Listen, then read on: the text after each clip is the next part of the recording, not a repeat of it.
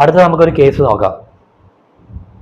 അതായത് ഡയബറ്റിക് കീറ്റോസിഡോസിൻ്റെ ഒരു കേസ് നോക്കാം. അതായത് ചെറിയ എന്താണ് അവിടെ സംഭവിക്കുന്നത്. ഒരു 45 വയസ്സുള്ള ഒരു പേഷ്യൻ്റ്, അത് അയാൾ എമർജൻസിയിലേക്ക് വരിക, എമർജൻസി ഡിപ്പാർട്ട്മെൻറ്റിലേക്ക് വരികയാണ്. അദ്ദേഹത്തിൻ്റെ ഷുഗർ ലെവൽ 650 mg/dL. അപ്പോൾ അതിൻ്റെ സിംറ്റംസ് ഒക്കെ ഉണ്ട്. ഡയബറ്റിക് കീറ്റോസിഡോസിൻ്റെ എല്ലാ സിംറ്റംസും ഉണ്ട്.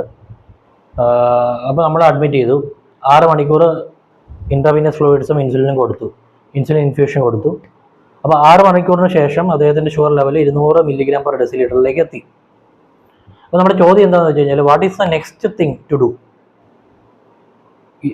ഈ കീറ്റോസിഡോസിസിൻ്റെ കറക്ഷൻ്റെ സമയത്ത്, അല്ലെങ്കിൽ what is the next thing to do? അപ്പോൾ എന്താണ് സംഭവം? 45 വയസ്സുള്ളൊരു പേഷ്യൻ്റ് എമർജൻസി ഡിപ്പാർട്ട്മെൻറ്റിൽ എത്തി.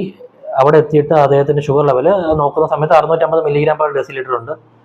DKAയുടെ എല്ലാ സിംറ്റംസും ഉണ്ട്. അപ്പോൾ അതുകൊണ്ടാണ് എമർജൻസി ഡിപ്പാർട്ട്മെൻറ്റിലേക്ക് എത്തിയത്. എന്നിട്ട് 6 മണിക്കൂർ ആ പേഷ്യൻറ്റിന് ട്രീറ്റ് ചെയ്ത സമയത്ത് IV ഫ്ലൂയിഡ്സും ഇൻസുലിനും ഇൻഫ്യൂഷൻസും ഒക്കെ കൊടുത്തു. അപ്പോൾ 6 മണിക്കൂറിനുള്ളിൽ അദ്ദേഹത്തിൻ്റെ ഷുഗർ ലെവൽ 200 mg/dL ചുരുങ്ങി. 650 mg/dL നിന്ന് 200 mg/dL ചുരുങ്ങി.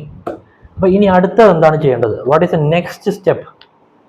അപ്പോൾ നെക്സ്റ്റ് സ്റ്റെപ്പ് എന്താ ചെയ്യേണ്ടതെന്ന് ശരിക്കും പറഞ്ഞു കഴിഞ്ഞാൽ, അപ്പോൾ എന്താണ് ചെയ്യേണ്ടത്? അതായത് നമ്മൾ ഇൻസുലിൻ ഇൻഫ്യൂഷൻ്റെ റേറ്റ് കൂട്ടണോ കുറയ്ക്കണോ, അല്ലെങ്കിൽ ഇൻഫ്യൂഷൻ നിർത്തിയിട്ട് നമ്മൾ സബ്ക്യൂട്ടീനിയസ് ആയിട്ട് ഇൻസുലിൻ കൊടുക്കണോ, അല്ലെങ്കിൽ വേറെ എന്തെങ്കിലുമൊക്കെ ചെയ്യണോ?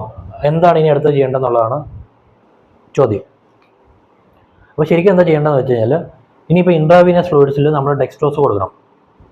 എന്തിനാണ് ഡെക്സ്ട്രോസ് കൊടുക്കുന്നത്? ഹൈപ്പോഗ്ലൈസീമിയ പ്രിവെൻറ്റ് ചെയ്യാൻ വേണ്ടിയിട്ടാണ് ഡെക്സ്ട്രോസ് കൊടുക്കുന്നത്.